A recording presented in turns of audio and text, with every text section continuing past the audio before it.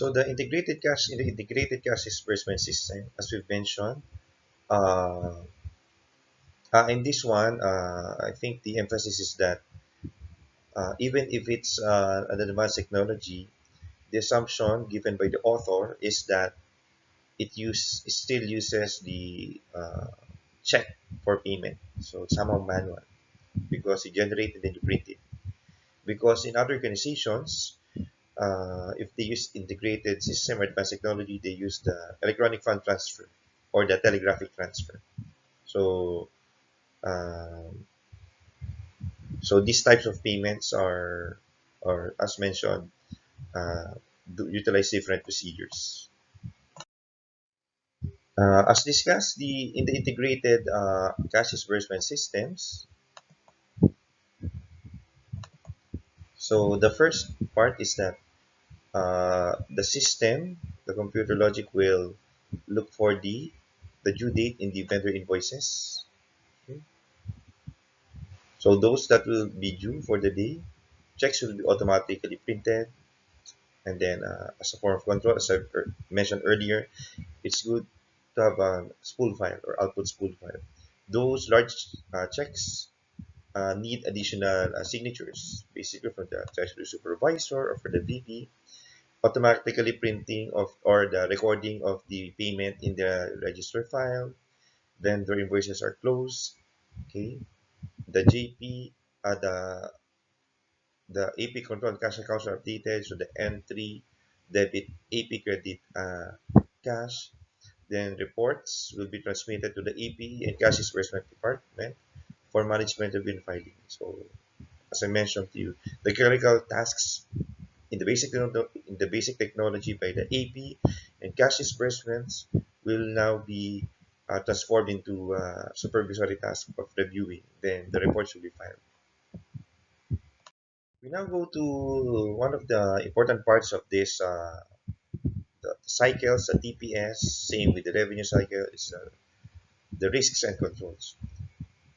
In my face-to-face classroom, I ask my students, so I'll also ask you, in summary, to sum up in one word, what have you learned or what concepts have you learned or do you think important about comfort? You can say a lot of things, but I hope you focus on these two things, process and controls, because these are the two things that uh, we're really studying for comfort. The processes involved in the TPS, and related to that are the transactions related to the processes, and then the controls, so that to ensure that the processes are functioning as intended. Basically, the items related with the controls or the item related with the control is the risk, because the risk are the possible problems in the processes. To address that or to lessen the possibility of the bad things to happen, we should have the appropriate controls. First here is the unauthorized purchase. Okay, so purchase should be important that it is authorized because of authorization of purchase important to ensure that the inventories that will arrive are approved or justifiable. Because the problem is if the remember uh, what department approves the purchase? It's the inventory control department through their purchase requisition. They give the purchase requisition to the purchasing department, and the purchasing department through the purchasing agent will perform the purchasing task. So our concern here is that the discretion to approve and execute the purchase, which is an SOD issue, should not be left to the agent. Why? Because it may lead to excessive inventories or stock out. For the excessive inventories, what's the problem for excessive inventories? First, uh, you will have higher storage costs or spoilage costs if you have more inventories. Next, if your inventories have been sold, it should have been cash. So the more inventories you have, the more cash is tied up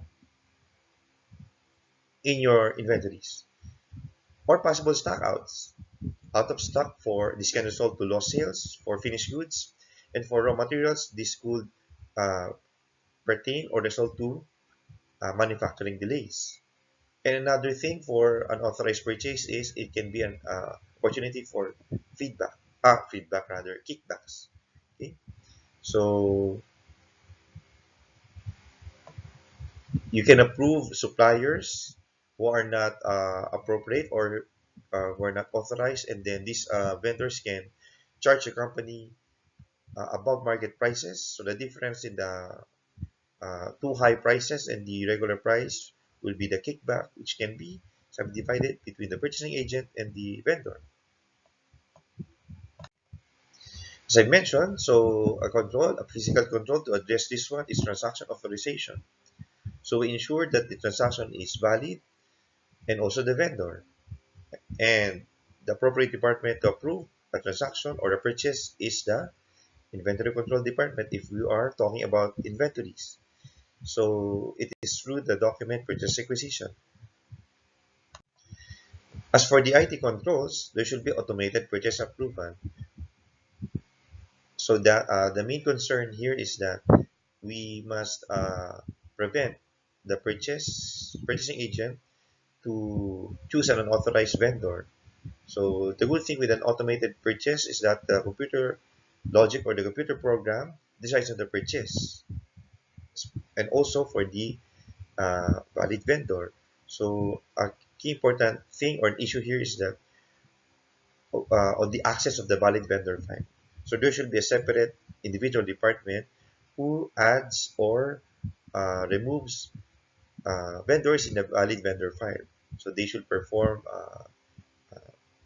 a background check on the vendors to ensure that these vendors are not fraudulent or are not related to uh, parties within the company or such as employees, specifically employees in the purchasing department. However, since an automated system or automation or an automated process or control is strict, so and at times there should be case-to-case basis wherein automated uh, uh, those that are denied by the automated approval should be approved because it is there's a certain situation in which it should be approved. So there should be operational flexibility, meaning uh, there should be an option for an override for the automated approval. However, as an additional control, the override should only be given to a supervisor, and this should be documented through management reports.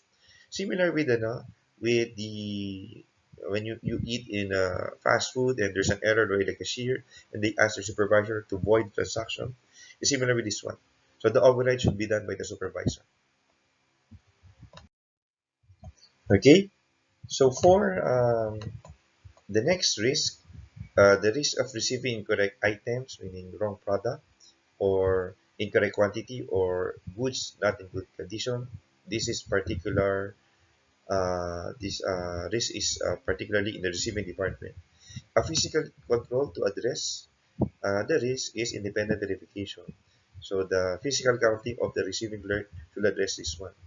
To force the receiving clerk uh, to count, the PO should be the blind PO, meaning there's no quantity and amounts involved to that. Uh, the receiving clerk will be forced to count the actual goods and put the actual quantity count in the receiving report. Another activity as a physical control is supervision. In general, so in supervision, the supervisor should look at the receiving clerk he is while the receiving clerk is while the receiving clerk is counting and checking the goods. But another important thing here is that the packing slip should be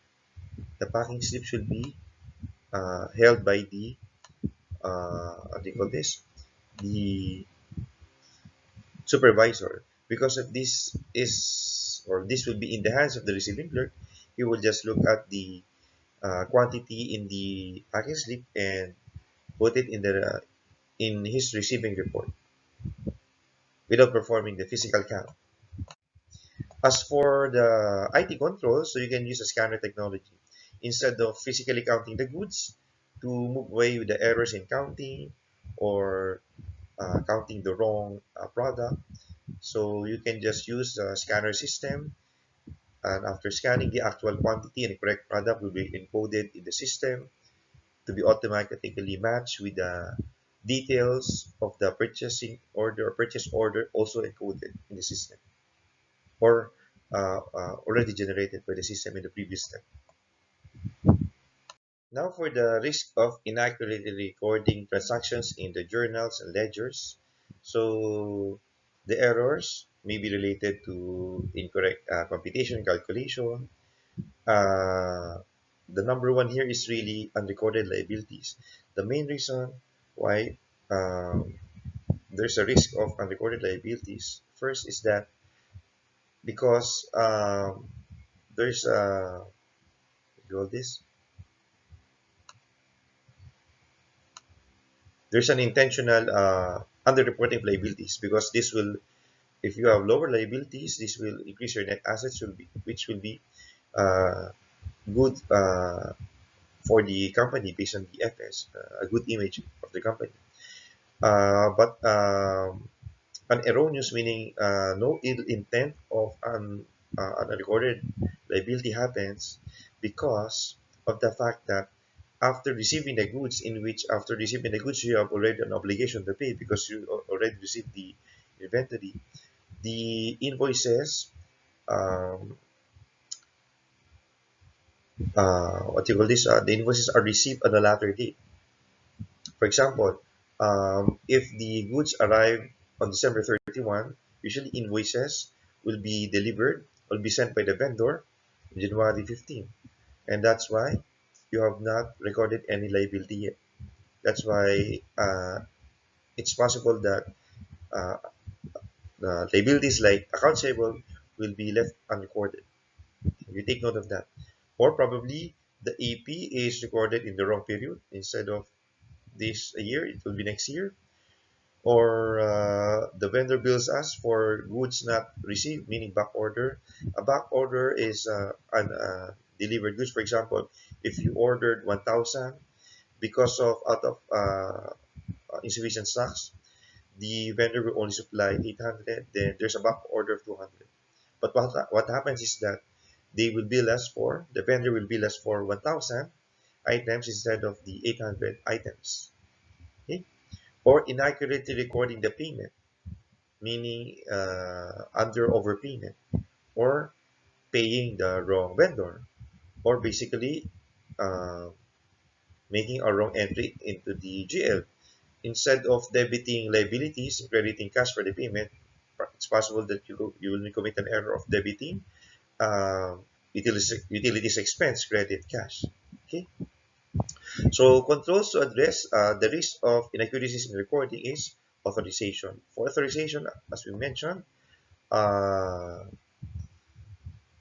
for this one, if it's a purchase, the authorizing department is the purchasing department. For the cash disbursement, the one that authorizes the payment is the AP through the AP packet, the three-way match. After the three-way match performed by the AP department, in which the AP the three documents PO, RR, and SI comprise the AP packet, then there's already an approval for payment, and also for the checks, the signing of the checks for payment. So explicit authorization. As for the accounting records, so there should be APSL, check register, and GL. So these three documents or accounting records should be present. Okay. And for the unrecorded liabilities, to more or less prevent this from happening, you should look on peripheral files. What are peripheral files? Peripheral files refer to the PR, PO, and RR. So you can review these files to determine if there are already goods received in which there's an obligation already to pay. So in particular, take note of the receiving report, because in the receiving report you can see there the actual goods received. Okay, so RR pertains to inventory purchase, in which we should already pay As for the independent verification, the GL department does this one. So before recording the entry into the GL, debit inventory purchase credit AP and for the cash debit AP credit cash. JVs and summary should be compared first. As for the purchase, you should compare the JV prepared by the accounts payable, debit AP credit, debit purchase rather credit AP, and the summary prepared by the inventory. So by comparing these two, we can compare that the obligations pertaining to the AP equal to the total inventories pertaining to the inventory. And then another thing that you need to compare is the JV prepared by the cash disbursement pertaining to the cash payment and the summary prepared by the AP. So by doing this, you can uh, reconcile that the goods or the reductions in the AP are the same with the uh, disbursement, the cash disbursements.